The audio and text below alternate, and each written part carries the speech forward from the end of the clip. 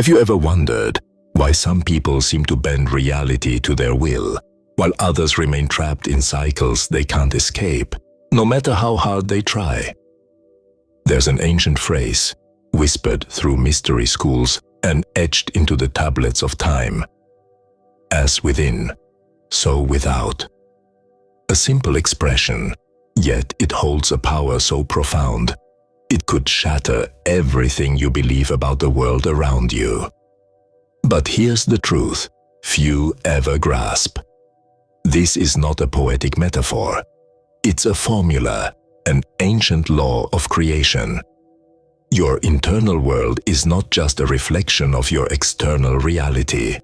It projects it. The fears you harbor, the stories you repeat, the emotions you suppress, they aren't just influencing your life. They are your life. In this video, we'll uncover the real reason this mystical axiom changes reality. We'll journey through ancient Hermetic texts, decode lost wisdom, and peer into the mechanics of the unseen. You'll discover why your mind is not merely a mirror, but a divine architect, and how understanding this principle unlocks the ability to reshape everything: your relationships, your health, your destiny. What you're about to hear isn't just spiritual theory. It's spiritual technology hidden in plain sight, and once you see it, you'll never look at the world the same way again. Are you ready to remember what your soul has always known? Let us begin. The phrase, as within, so without, traces its origins to one of the most enigmatic and foundational texts in esoteric philosophy, the Emerald Tablet of Hermes Trismegistus. Etched in legend, veiled in mystery, and revered by alchemists, magicians, and mystics alike, the Emerald Tablet begins with a declaration so powerful, it has echoed through every spiritual tradition since. That which is below corresponds to that which is above, and that which is above corresponds to that which is below to accomplish the miracle of the one thing. This is no mere poetry, it is a code, an encoded truth that lies at the heart of Hermeticism. Hermes Trismegistus, the mythical fusion of the Egyptian god Thoth and the Greek god Hermes, was said to be the keeper of divine knowledge, a teacher of sacred laws that govern both the physical and spiritual planes. To the initiated, this knowledge was not symbolic, it was functional. The inner and outer worlds were not separate, they were two faces of the same cosmic mirror. The ancient Egyptians understood this.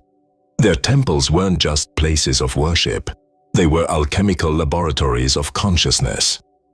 The initiate would undergo rituals of death and rebirth, all designed to transform their inner state, because they knew that to change the kaya, the spiritual body, was to shift the external path of fate. In Vedic traditions, a similar principle is found in the concept of Purusha and Prakriti, consciousness and material reality. The Upanishads describe how the universe arises from the mind of the observer. The world is the creation of the seer, they proclaim, reinforcing the notion that reality begins not outside, but within. In Taoism, the Tao is the internal rhythm of life, and alignment with it produces harmony in the external world. And in the mystical teachings of Kabbalah, the world of Asya, the physical realm, is the final projection of higher spiritual realms. What occurs in the world of Yesod, the subconscious foundation, ripples outward into form. Yet this truth has been veiled. Why? Because true power lies in the understanding that reality is not something that happens to you. It is something that unfolds through you. The religious and political systems of empires past found it far more convenient to condition humanity into believing that change comes from external sources, kings, priests, saviors, rather than from the divine intelligence sleeping within. During the rise of materialist philosophy and the scientific revolution, this ancient wisdom was dismissed as superstition. Consciousness was reduced to a byproduct of the brain, and the inner world was deemed irrelevant in shaping the outer one. But fragments of the truth survived. In the mystery schools of Alexandria, in the silent meditations of monks, in the cryptic symbols of alchemy, and the whispered teachings of Eastern sages. Now, in this age of awakening, the veil begins to lift. Science and spirituality inch toward reconciliation. Quantum physics tells us the observer affects the observed. Neuroscience reveals that perception can reshape biology. And more of us are beginning to remember the world around us is a moving tapestry, woven by the energies we cultivate within. The real reason as within so without changes reality is because it is reality. Let us now step beyond the veil and into the mechanism itself. What does it truly mean? As within, so without. At its essence, this phrase reveals a hidden architecture of existence. It suggests that the external world is not some static objective stage, but a living reflection of our inner state. Just as a dream appears real while we sleep, so too does our waking reality mirror the patterns, beliefs, and frequencies embedded deep within our consciousness. Think of your mind as a tuning fork. Every thought, emotion, and belief emits a frequency. These frequencies resonate with corresponding vibration in the outer world, drawing people, circumstances, and events that match your internal state, much like iron filings aligning themselves to a magnetic field. The world doesn't simply react to us, it reflects us. This is why ancient mystics placed such emphasis on mastering the self. The alchemists of old were never just turning lead into gold.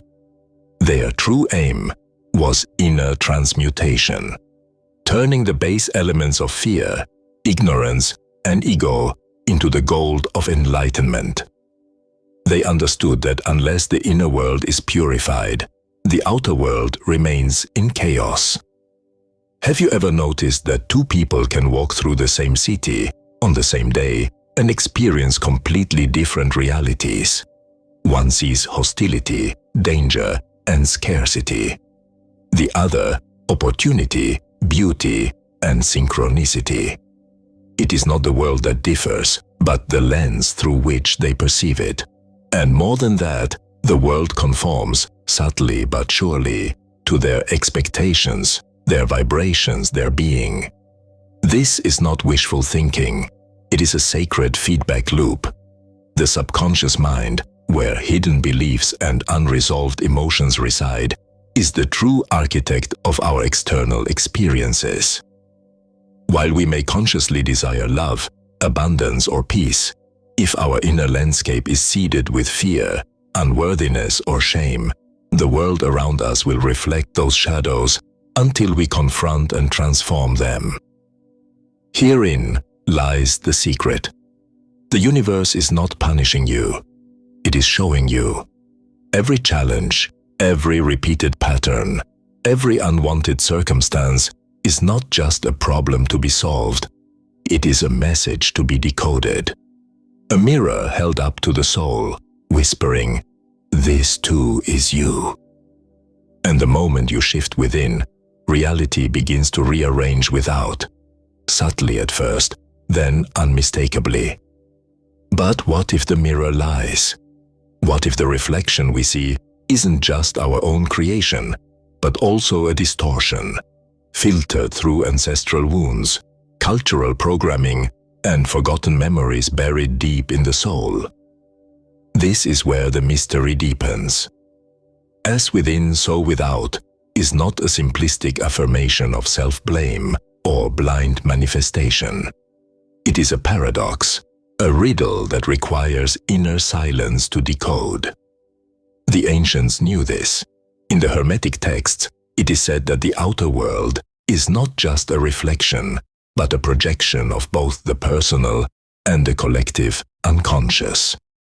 This means that the within includes not only your conscious desires, but the archetypal energies you carry unknowingly. The shadow of humanity itself. You are not merely dreaming your life, you are dreaming a dream within a dream. And many of the thoughts that shape your reality did not begin with you. This is why changing your thoughts alone is not enough. True transformation requires a descent into the caves of the psyche, into the forgotten catacombs of the heart. You must unearth what has been hidden, unloved, and unacknowledged. Only then does the mirror begin to clear. There is also a deeper layer, often misunderstood. The idea that the world is literally a simulation responding to consciousness. In ancient Indian Vedanta, reality is called Maya, illusion, not because it is fake, but because it is malleable. The inner consciousness is like a brush and the world, a canvas. But you are not just the painter, you are also the painting and the witness of it all. Modern quantum physics, surprisingly, echoes this ancient truth. Observation collapses probability into form. The observer affects the observed. In mystical terms, your state of being doesn't just color reality, it summons it. And so, the deeper you align your inner world with clarity, harmony, and purpose, the more the outer world begins to harmonize. Not as a reward, but as a resonance. This is the hidden machinery behind synchronicity. The subtle signs, the uncanny meetings, the doors that open when you are inwardly ready to walk through them. The old world taught us to chase the external. But the ancient wisdom, the true esoteric science, tells us, reality does not change until you do. Now that we've pierced the veil, how do we bring this knowledge down from the clouds of theory into the soil of daily life? The answer begins with sacred attention. Start each morning, not with your to-do list, but with your to-be list. Ask yourself, what inner state am I cultivating today? Peace, gratitude, courage. These are not emotions you wait to feel. They are energies you choose to embody. And when you do, the outer world begins to shift in kind. One simple yet profound ritual, the mirror invocation. Stand before a mirror, not to assess, but to awaken. Look into your own eyes. Breathe deeply. Then speak this truth aloud. I am the source and the center. What I hold within, I will see without. I choose now to shape my reality through clarity, compassion, and conscious presence. Say it not to believe it, but to become it. You can also use journaling as an alchemical tool, but not just any journaling. This is shadow work. Each evening, ask, where did I react instead of respond? What outer event mirrored an inner wound? What belief within me created that experience? Over time, you'll begin to see patterns, hidden scripts playing out through different faces. And once seen, they can be rewritten. Breathwork and meditation are essential too, not as escapes, but as gateways inward.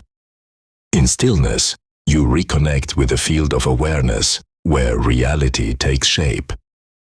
10 conscious breaths in silence each day can begin to rewire the inner architecture from which your outer world emerges. And above all, practice radical presence. The external world is full of noise, distraction, and artificial urgency. But in the now, in the breath, in the being, you regain the throne of your inner kingdom. Only from that throne can you rule the world outside with grace. Remember, Changing your inner world isn't about perfection. It's about alignment. Each time you return to presence, you retune the frequencies of your reality. And eventually, what once felt like fate begins to feel like artistry. So now, we return to the timeless axiom with new eyes. As within, so without. Not a poetic phrase to whisper over incense and candlelight, but a cosmic law etched into the architecture of reality. Your thoughts are not fleeting. Your emotions are not incidental. Your inner world is the loom upon which the tapestry of your life is woven. What you tolerate within, you invite without. What you honor within, you magnetize without. What you heal within, you transform everywhere. This is why sages across millennia, from the temples of Chem to the monasteries of the East, did not chase the world. They turned inward. They cultivated the garden of the soul, knowing that when the waters of consciousness run clear, the reflection of reality becomes divine. And yet, this knowledge has been buried, dismissed as mystical nonsense, disguised behind psychology, religion, and even science. Why? Because a world filled with sovereign creators is ungovernable. Because when you truly awaken to your inner power, you can no longer be sold fear, division, or limitation. But here's the secret they couldn't bury. You are the temple. You are the priest and the ritual. You are the hidden text and the living word. The truth has always been inside you, waiting to be remembered. So, I leave you with this question, not for your mind to answer, but for your soul to live. If your outer world is a mirror, what are you truly reflecting? Let that inquiry echo through your days. Let it shape your choices, your presence, your becoming. And if this ancient truth stirred something in you, some whisper from a life you barely remember, then perhaps you are ready to walk the path of the inner alchemist. If you found value in this journey, share it, speak it, practice it. And above all, never forget, reality doesn't just happen to you. It happens through you. Until next time, walk wisely, breathe deeply, and tend to the fire within. Because the world you seek is seeking you.